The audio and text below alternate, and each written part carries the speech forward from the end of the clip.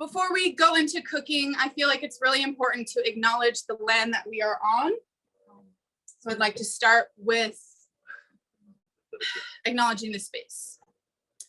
We acknowledge we are on Tovangar, ancestral home of the Tongva Gabrielino, the first people of this place, a living culture who are both the original and ongoing caregivers of this land.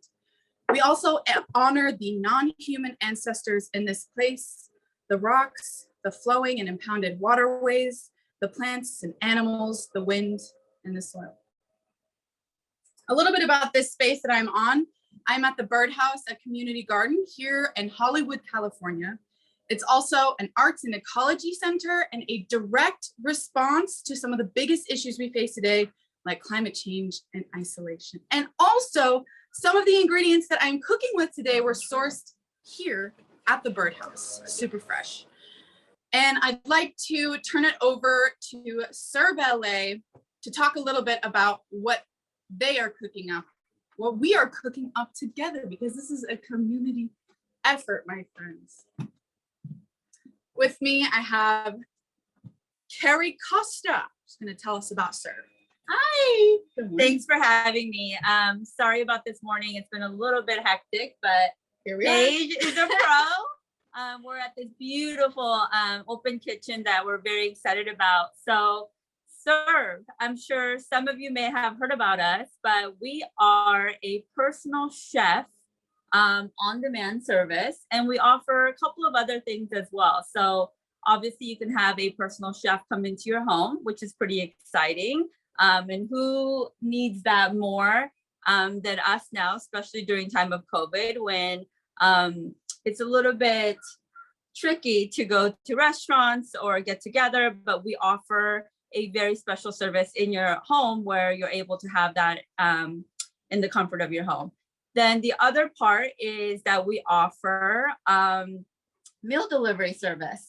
So I think that's the most exciting part for me, because I use that pretty frequently in terms of getting meals delivered to our house with kids and jobs and all the other things that are going on in our life. And then the third thing is we are offering private food delivery service to your corporate offices, whether it's lunch or breakfast, which is pretty special, so that you're able to have great meals delivered to your corporate office. All right, so this morning, I hope you guys are all ready to cook with us, with Paige, to make a delicious breakfast. She's gonna walk you through what it's going to be, but I'm here for the taste test and we're super excited. So thank you, Carrie. Take it away, Paige. Carrie is also going to be our moderator this morning. So this is an active cooking class. If you guys have any questions, type them in the chat, raise your hand. We're doing this together. So I want to make sure that everybody is following along and that we are doing it. I also really love working with SRVE because you get to be creative, and it's just a really great community as well. All right, now we get to get cooking. But first, what is the most important part about working in a kitchen? Hey, Sean, can you have a little thing popping up here? What's happening? Just end that call, hit decline. Yeah. Okay. Okay, start it now. Can you start it? What's going on? Video's on. All right. So the most important thing about working in a kitchen is safety. We're going to make our quick pickled red onions. But first, let's talk about using this tool. This is a chef knife, and just a really quick anatomy of a chef knife. I am holding it here on the handle. This is the spine, this is the cutting edge, and this is the heel of the blade. So when I'm holding my chef's knife, I want to put it in my palm where my fingers meet my palm, and I'm going to choke up on the blade, meaning I'm going to pinch where the heel meets the bolster. So let me see you grab your chef knife like that. Holding it, choking up on the blade gives you the most control when you're slicing. If you hold it back here, the knife's a little wobbly. So go ahead and choke up on the blade. And real quick, we're going to practice a slicing motion. So when you're slicing, you want to remember a rocking motion. And with your other hand, remember, use your claw. You hold the food with your claw. So claw down on the cutting board, knife pressed up against your knuckle. The only point of contact your hand that's holding the food should have with the blade is your knuckle. That's going to be your buffer so you don't slice yourself. So let's go ahead real quick, practice our knife safety. So I have my claw on the cutting board. I have my knife and I'm doing little rocking motions. And that's what we want to see. That's what we want to remember as we go through this class today is our knife safety. All right, let's get cooking, shall we? First, we're going to make some quick pickled red onions. I have measured out some vinegar.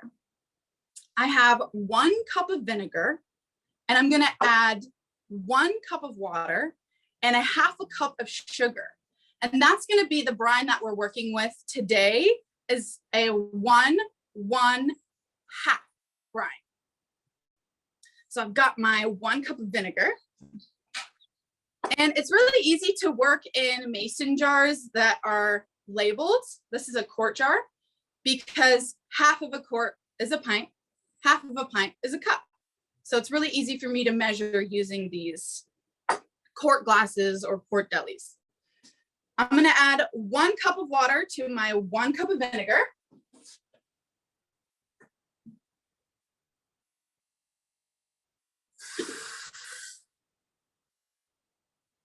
All right, so I've got my liquids here. I've got my 1 cup vinegar, 1 cup water. Now I'm going to add my sugar. I am using cane sugar, and we're going to measure out a 1/2 cup.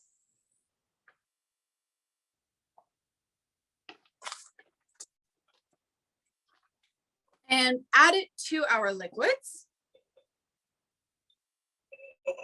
This is going to make our pickle brine, and whatever goes in this solution will be shelf stable. It can last you for about a month.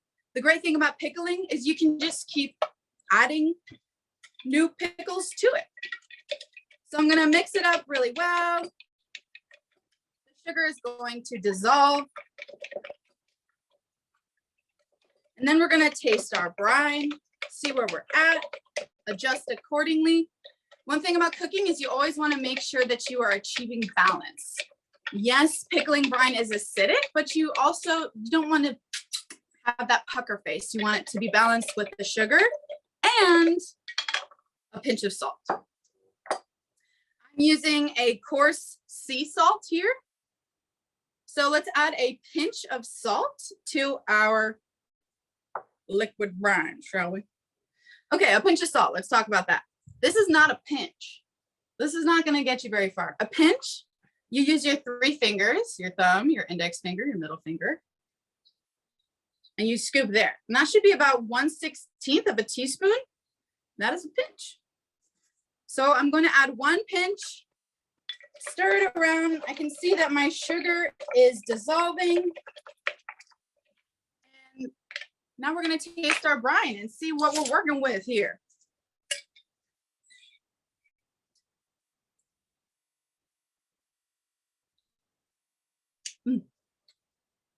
It's really good. I'm going to add just a little bit more salt just because I want to achieve more balance. All right. Are there any questions about pickling brine so far? We taste it again. It's really important to have spoons around you. I have a little pint jar full of spoons here just so I can grab, taste things. You want to constantly be tasting your food. All right, and constantly wiping. I want to have a clean workstation. So now we're going to take our onion that we're going to pickle, our red onion, I should say. Go ahead and cut off the end of the onion, the tip, and I'm going to put it in a little bowl. We compost here at the birdhouse. So this class is pretty zero waste. It's just gonna go right down there into the garden and be turned into soil. I think it's really important for us to have more spaces in this city for composting and gardening. It just makes sense, you know? All right, I just cut my onion in half lengthwise. And I'm going to remove the skin and the outer layer of the onion. I'm using a red onion mainly for the color. When I'm cooking, I also want contrasting colors and pops of colors. So I'm gonna put 1/2 to the side that I don't need. And we're going to, with our knife skills, slice up this red onion for our pickles. Okay, remember I have my claw, I'm choked up on the blade, and just real thin. Just slice it real thin. And this should be nice and macerated by the time that we want to eat our chilaquiles. So let's go ahead and add it to our pickling brine, making sure that all of these solids are dissolved. Beautiful. Okay, so now we're gonna let these babies have a nice acidic bath. They're gonna start breaking down. They're gonna absorb all of the solution, and they're gonna start to make the liquid pink in color. And later you can go ahead and chop up the other half of the onion if you'd like and add it in. You can add pickled red onions to so many things. Chilaquiles, salads, just they're a really nice garnish. They add a really fun crunch and color. All right, so I have my quick pickles in our pickle brine, and I'm gonna set that to the side. Next, we are going to get to frying. So we need our vessels for frying. I'm gonna be using a stainless steel pan, and I'm gonna go ahead and turn my burner on up all the way. We want our oil to get hot. I'm using canola oil. It has a smoke point of about 400 degrees. So you want to use an oil that has a high smoke point so it doesn't burn. I'm going to add my oil to my pan. And I want about a 1/2 inch to 1 inch of oil so that my tortilla chips have plenty of space to swim in there and get real golden. As you can see, when you add the oil to your pan and turn your heat vessel on, you'll start to see little veins kind of dancing around. When the veins get a little bit more intense and they start moving around a lot and forming shadows, that's when you know that your oil is hot. So while my oil is heating up, I'm going to prep my tortillas. And you don't want your oil to burn. So be mindful, always have eyes on your oil. And when I'm frying, I like to use these safety goggles. These are from Stoggles, and I can just fry and know that 400-degree oil is not going to splatter in my eye. And they look pretty fresh, right? All right, cool. So I have my tortillas here. We have some thick corn tortillas. You want them thick so they don't just totally dissolve with our salsa verde. All right, I'm gonna work with about 1/2 of a pile at a time. I'm gonna cut it in half and then in half again. I want about 6 to 8 pieces per tortilla. So you want them about this, or however big or small you want them. It's your life. And I'm going to put them to the side and work on my other half. Again, cutting in half, cutting in half again, and then into eighths or 6, whichever you would like. What I love about this dish is that you can just take any tortillas, corn tortillas, that you have that are sitting in the back of your fridge, drying out, and turn them into a delicious meal that we're cooking for breakfast, but you can eat it at any time of the day. One of my chef friends, Pablo Akia, says chilaquiles are a lifestyle. All right. As I can look at my oil, I'm starting to see little bubbles. The veins are moving around faster in the oil, which means that the molecules in the oil are heating up and they're moving around. I have a thermometer here. I'm just going to check the temperature of the oil to see where we're at. I want my oil to be at about 375. I find that that's a good temperature to fry tortilla chips at. I'm at 266. So just got about another minute or so. Got my tortillas, my oil's heating up. When you're cooking, you always want to make sure that you don't have any lag time. So my oil's not quite hot yet. So I'm going to start to prep some other ingredients. I am going to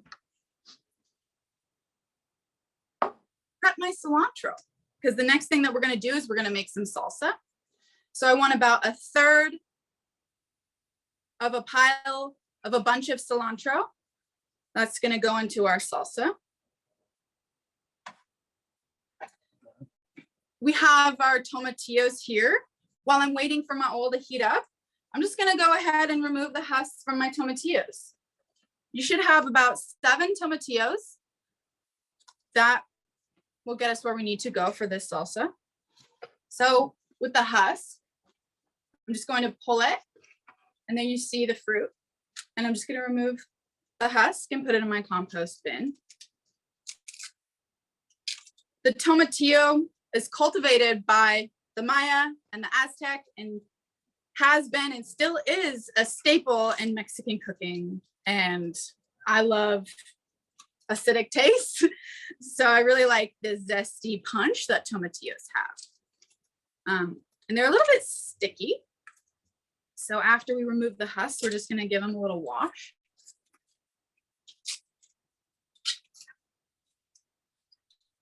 They're going to give us a really nice green color for our Salsa Verde, which just means green sauce. All right, I'm going to give my tomatillo a little rinse and then check my oil. If you have any questions, throw them out. All right, my tomatillos are washed. Look at this little beauty. All right, back to the oil. Oh, things are really moving around in here now. I'm gonna check it again. Starting to hear little pops of oil. All right, and my oil's at temperature. So now what I'm gonna do is I'm gonna cut the heat because I don't want the oil to keep heating up and burn. So oil is at temperature, about 375. Always want to test your oil before you just throw something in there. You want to make sure that your oil is hot enough so that it coats the exterior. And if the oil's not hot enough, it'll just kind of like seep in and get all oil-logged. And that's not what we're doing here. So I'm hearing a sizzle when I drop the chip in, little bubbles, kind of aggressive bubbles are forming around the chips. That's the moisture being pulled out from the chip. So those are good to go. So now let's get to frying. Let's do about a half at a time. Carefully, don't just throw things in the oil. All right. We want to gently place them in.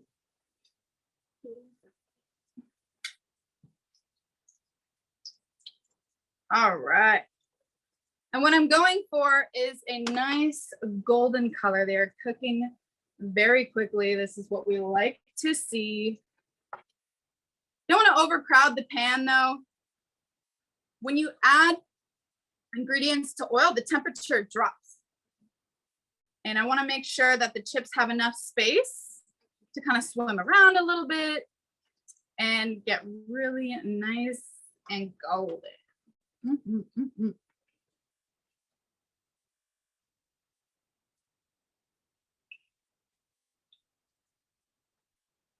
Stirring them every once in a while. And when I'm cooking, I'm always thinking about where I'm landing the food. This is very hot food, so I need somewhere to land it. I have a sheet tray here with a rack that I'm going to place the chips on.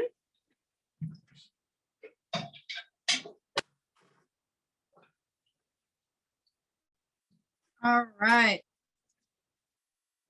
Now I'm going to turn my heat back on.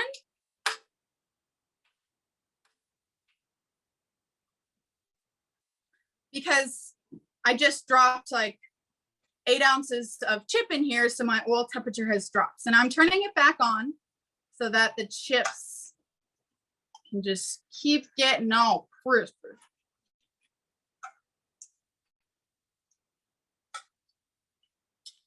All right, so those are still going. The first time that I had this dish, I was in Mexico City, and I just wondered why I had never had chilaquiles before. It's just so convenient to throw whatever salsa you have and chips and whatever toppings you want. It's your life. Live your life. Live it deliciously. Right? So my chips are starting to get golden. While that's happening, I'm gonna just keep moving, keep prepping my ingredients. Next, we're going to be making some salsa, but just make sure you keep an eye on your chips because they can go from undone to well done real quick. All right, for my salsa verde, I have my tomatillos that I just washed. I have my cilantro, about 1/3 of a bunch. And let's just start acquiring our other ingredients. We have, I'm going to use some Anaheim chiles growing here at the garden, but you can use jalapeno, really any other green chili you want. Checking on my chips. I'm turning them over. They're crisping up, so they're not all flimsy when I turn them.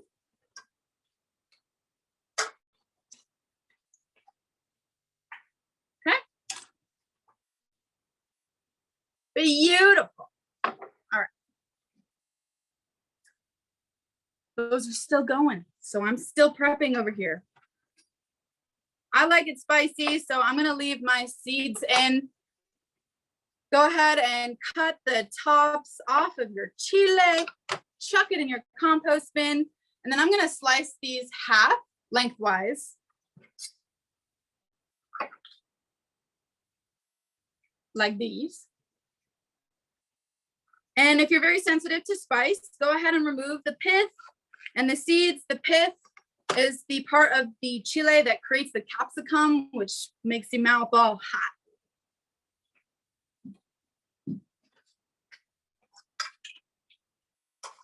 All right, my chips are getting real crispy. They're starting to turn golden in color. Hello. Okay. And also for my salsa verde, we're going to use a white onion. Like we did before, remove the top of the onion and cut it in half lengthwise again.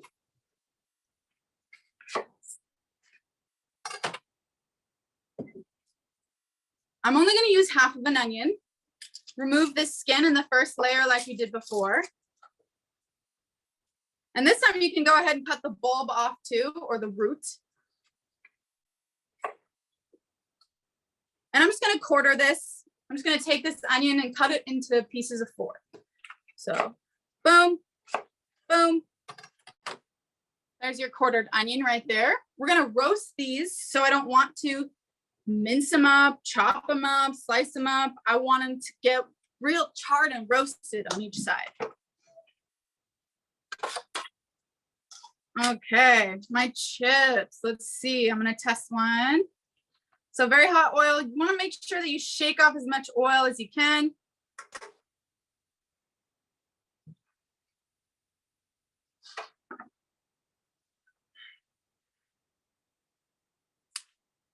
Crispy, beautiful. I'm going to remove my chips from the heat.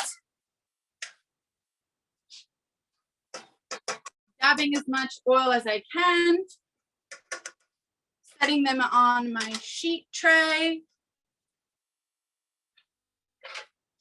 I want to spread them out so they're not stacked on top of each other.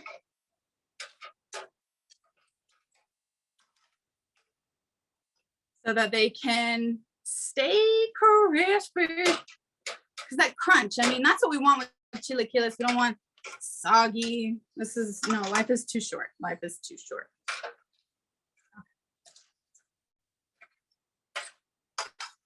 Pulling the rest of my chips.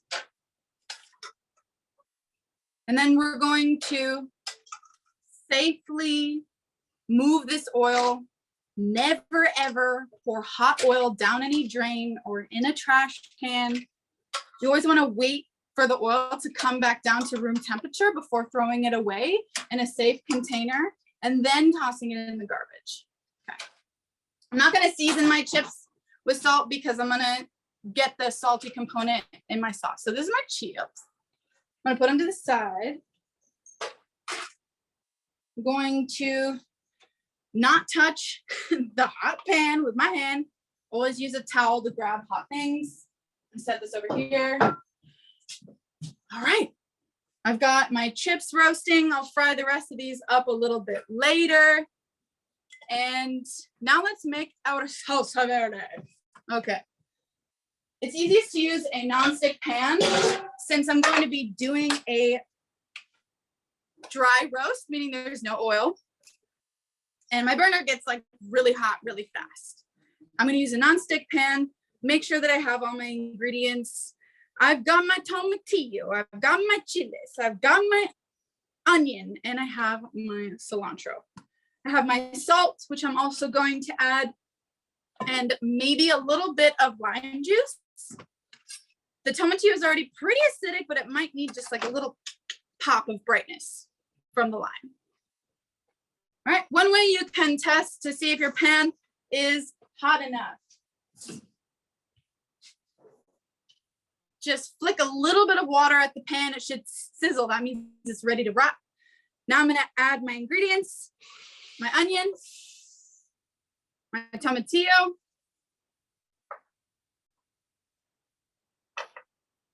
my chiles,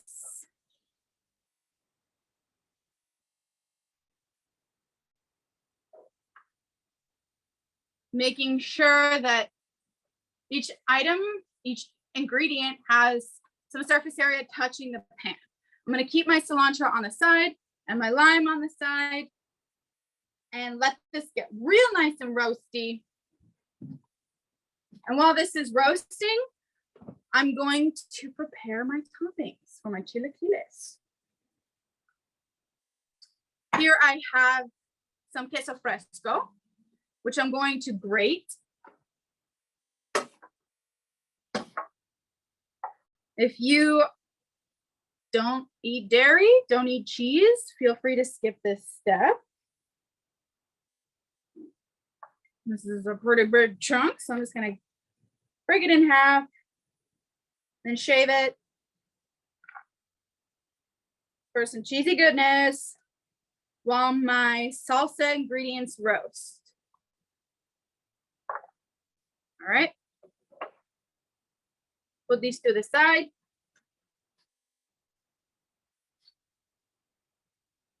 Always making sure that my cooking area is clean.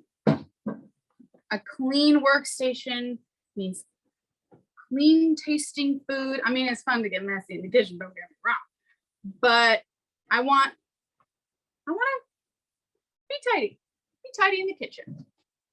Be pro. All right. I'm going to check on my veggies here. They're starting to get roasty. So you can see a little bit of color. I want it to be charred. I mean, that's where the flavor's at. You can hear some of the ingredients starting to pop. I'm gonna flip them over. Hello. All right, we're getting some nice color here. Flipping my chiles. Oh man, the smells, that ooh, peppery roasted goodness. I mean, this is what I live for right here. Woo! Any questions so far about the salsa verde or what your roasted ingredients should look like? Shout them out. Carrie is here to support. Okay, this is gonna roast for a couple more minutes. I'm gonna make sure that I have my food processor or blender ready to rock. Can you see this? Let me see. Yeah. All right, great. So I have this on the side ready to go. I'm just gonna pop the lid so that my ingredients are ready to just toss right in there. My flame is really, really hot because I want these to get charred and I want them to get charred quickly. So while we're waiting for those to roast, go ahead and take your measuring cup and measure out 1/4 cup of water.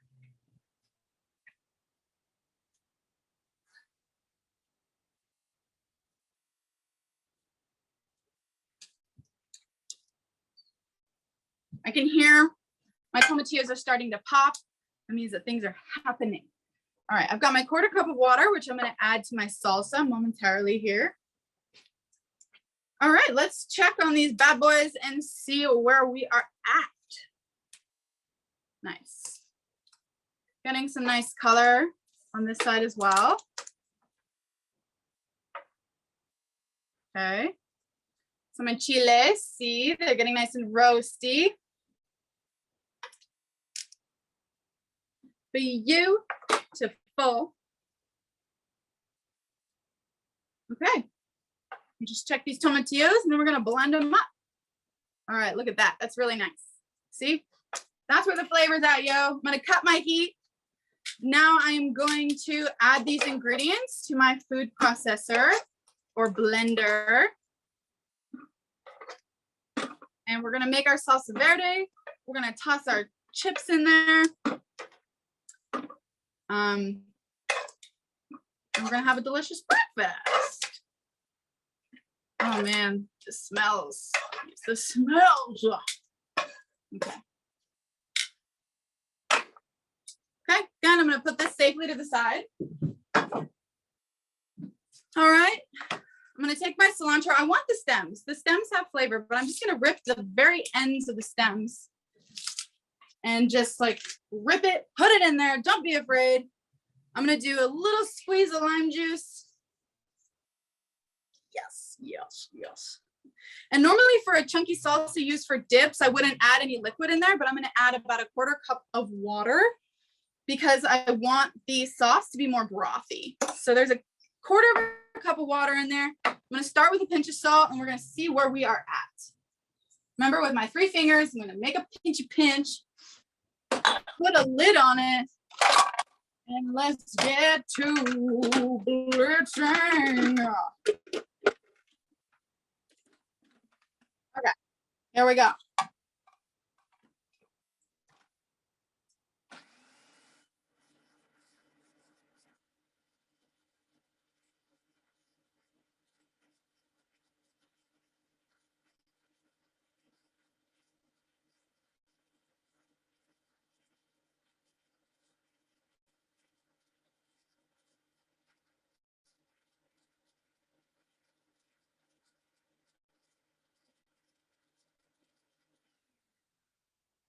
I'm gonna check it to see where we're at for Flavor Town, USA meets Mexico.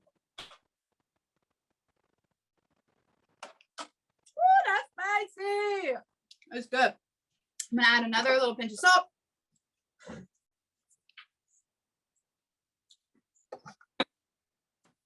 Okay. Here we go. I'm gonna just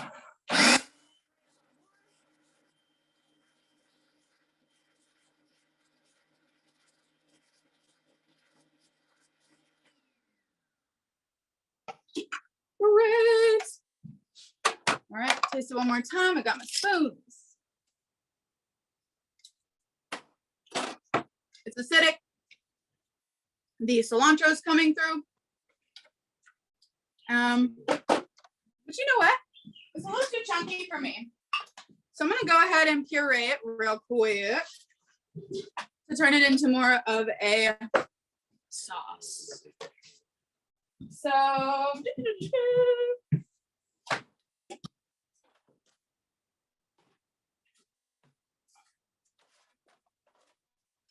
got my blender here.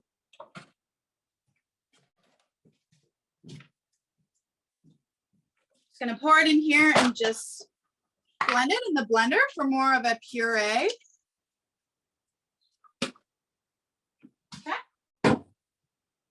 But I don't want it to be too puree, so.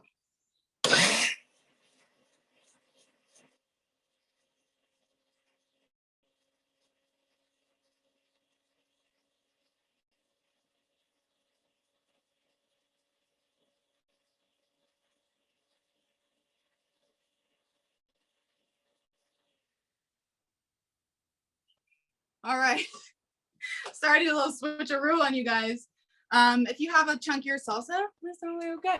You know why? Because we're going to turn it into a more saucy broth in our pan here. I've got another clean pan. I'm going to clean up after myself because I'm about that life. And so I have my salsa verde here. It's very bright and green and spicy, and I'm happy.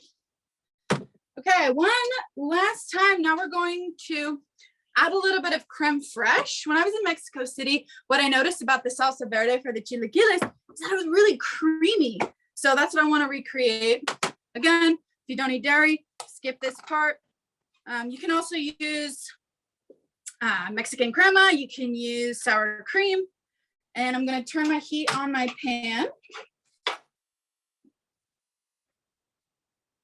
I'm going to add my salsa. I'm going to check for the thickness. Let's see if I can. So it's pretty brothy. I'm thinking about what this is going to look like when it's tossed in the chips. I think that's good. Yeah, we're going to leave it like that. And we're going to add 1 tablespoon of my creme fraiche. And mix it around. Now that richer green is going to turn a little bit lighter green. And I'm just doing this to heat up my sauce and also incorporate the sour cream. Ooh, I mean, creme fraiche. Don't come for me, French people. All right, this is getting nice and warm. I'm gonna taste it to see if it's where we want it. Woo!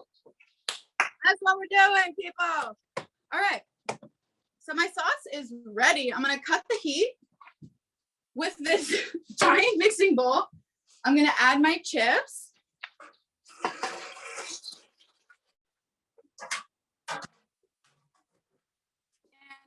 Getting a ladle.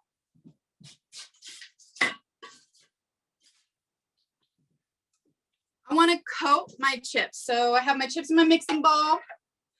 Coating. You don't want it to be swimming in there, but you definitely want your chips to be coated. And here we are. Nice and coated. A little bit more. I've done about 5 ladles full of this salsa verde at this point. And I'm going to gently stir it around.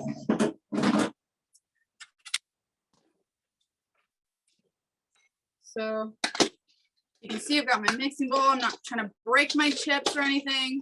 All right, we are almost ready to eat this goodness. So let's get our serving little casserole dish.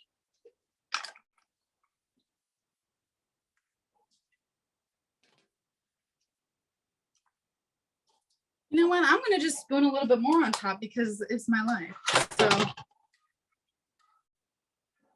all right, I've got my salsa verde on my fried tortilla chips that we just did. I'm so excited. I'm very hungry. I've got like 3 hungry people with me and we are ready to eat. Carrie, are you hungry? All right, Carrie, I want you to help me garnish this. Let's make it beautiful. Okay, so I'm gonna take some, do you eat cheese? Yes. Okay, great. Always. All right, got my queso fresco.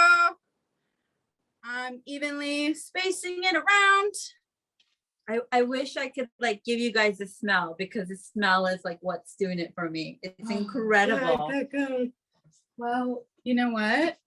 That's a part of flavor, is smelling it. Okay. Now we're gonna add our quick pickled red onions.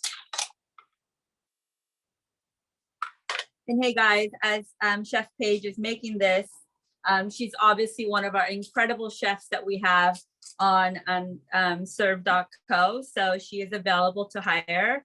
So scoop her up if you can, because she's in high demand, obviously. Hey, scoop me up, baby, like I'm about to scoop this avocado. What I love about Chef Paige is not only does she do personal chef for in-home meals, but she does these amazing cooking classes, which is pretty incredible. And she does it for all sort of groups, right? Kids, adults. Yeah, I mean, I've had kids come and like flex their game. Just people who really value this, you know, garden to table, soil to table cooking. Yeah. Very fresh. Here's our chilaquiles. You can put any toppings you want on there. And now The most important part, right? Let's do it. So excited. Okay, Ready? here you go. Should we do this? Let's do this. Oh my gosh, the crunch. Can you guys hear the crunch? Right. Here we go. You gotta get some avocado. Got some creaminess. So enjoy your chilaquiles. Put any toppings you want in there. Fry up those eggs. Add some more creme fraiche. Go to Flavor Town. Thank you to Serve. Thank you to Hawk. Thank you to the Birdhouse. And thank you to all of you for showing up and cooking, nourishing yourself for this day. Thank you, Carrie. Thank you. This was amazing. And again, the ingredients will be up on serve.co on our Instagram. Please follow us. But scoop her up. Let's go. All right. Have a great day, everybody.